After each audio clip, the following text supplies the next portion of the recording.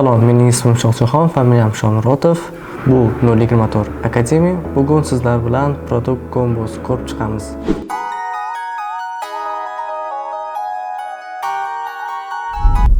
Hop, keling produkt kombosi haqida qisqacha ma'lumotga ega bo'lib olsak. Esingizda bo'lsa, birinchi darsda men sizlarga aytib o'tgandim, mahsulot turlarini tanlayotgan paytimizda xuddi shunday yo'nalish bordi, produkt, ya'ni kombo yo'nalishi. Kombo yo'nalishini ham aytgandim, misol keltirgandim. Mebellarni o'sha paytda misol keltirgandim sizlarga. Xo'p, endi keling bularni hammasini kiyim-kechaklar orqali ko'rib chiqamiz.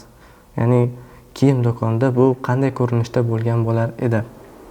Bu o'zi nimaga yordam beradi degan savol ham tug'ilishi mumkin. Kimdadir misol uchun sizni kiyim do'koningizga qaysidir mijoz kirdi va u yerda ko'p narsalar, ya'ni ko'p variantli kiyimlar bo'lishi mumkin va tanlovda ikkilanib hech narsa sotib olmasligi ham mumkin. Bizga bu narsa kerak emas-ku, to'g'rimi? Bizga sotib olgani kerak. Xuddi shunday vaziyatda Odo bizga produkt komboni taklif qiladi. Xo'p, keling endi buni amaliyotda ko'ramiz. Xo'p, buning uchun bizga kerak bo'ladigan modul Point of Sales ga kiramiz. Point of Sales da Dashboard Order Products bo'limidan Products'ni ustidan bosamiz va bu yerda pastda produkt variantdan kelgan Combo Choices varianti turibdi. Shuni bosamiz va keling yozgi to'plamni qilamiz, ya'ni yozgi kiyimlar to'plamini qilamiz.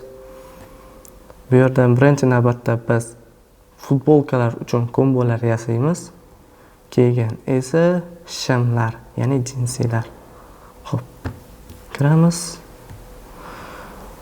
Yangi new tugmachasini bosib yangi yaratamiz. Va keling buni nomini futbolkalar kombosi deb nomlaymiz.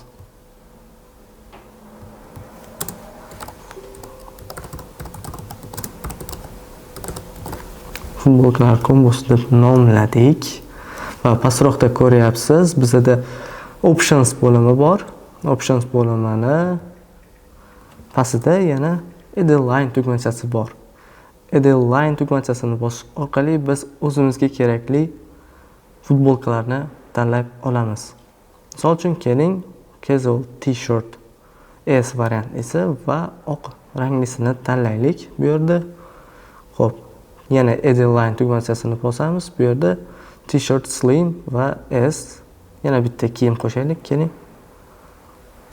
Xo'p, bu yerda esa Black Empire T-shirts. Buni ham S razmerligini tanlab oldik.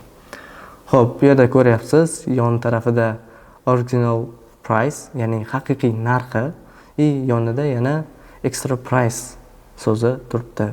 Ya'ni siz bu orqali bunga qo'shimcha narx qo'shish imkoniyatiga egasiz. Shu ma'noni anglatadi. Agar kerak bo'lsa, siz qo'shimcha narx qo'shishingiz mumkin. Xo'p, bizning holatimizda bu qo'shimcha narx hozir kerak emas va Combo Choice'dan chiqamiz. Endi bu Combo Choice'imiz Point of Sales'da ko'rinishi uchun, ya'ni kassamizda ko'rinishi uchun biz Inventory modulimizga kiramiz va bu yerda Products bo'limiga o'tamiz va yangi produkt yaratamiz. Uni nomini keling yozgi futbolkalar yoki-da yozgi kiyimlar variantini men ma'qul ko'rdim. Xo'p, produkt type'ni goods dan komboga o'tkazamiz. Xo'p, endi boyagi yaratgan choice'imizni, komboyimizni Combo Choice nomli, mana produkt type'dan keyin turibdi. Combo Choice nomli yo'nalishda o'zimizni mana t-shirt yaratgandik, t-shirt kombosini va o'shani belgilaymiz.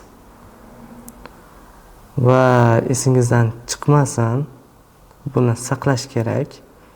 Va mana bu yerda Point of Sales'ni belgilab qo'yishimiz kerak. Point of Sales belgilash juda muhim, ya'ni kassada ko'rinib turishi kerak bu narsa.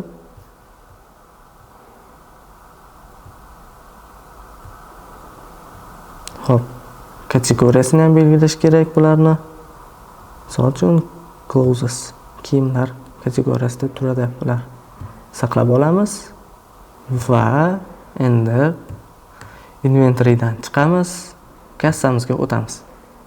Kassaga o'tish uchun Point of Sales'ga kirdik modulga va dashbordga kirdik va o'zimizga kerakli bo'lgan kassani ochamiz.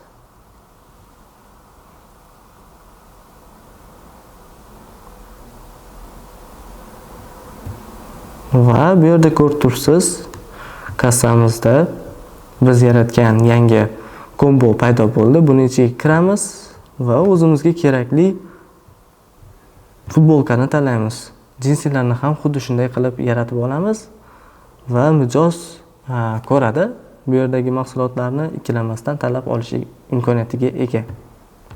Bugungi darslarimiz shulardan iborat edi. Hammaga rahmat, ko'rishguncha.